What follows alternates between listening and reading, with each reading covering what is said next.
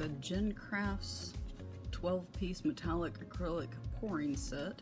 And of course I know this says it's a pouring set, but I'm going to try just using it like you would normal food acrylics.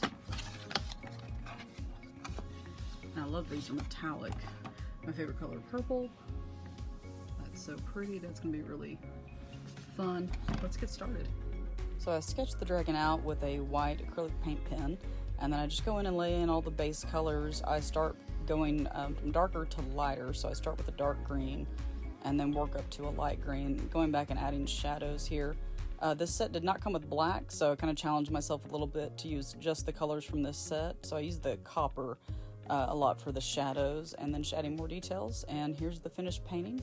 You really see the metallic shine there. It's a great little paint set from Gen Crafts, and I would definitely recommend these acrylics.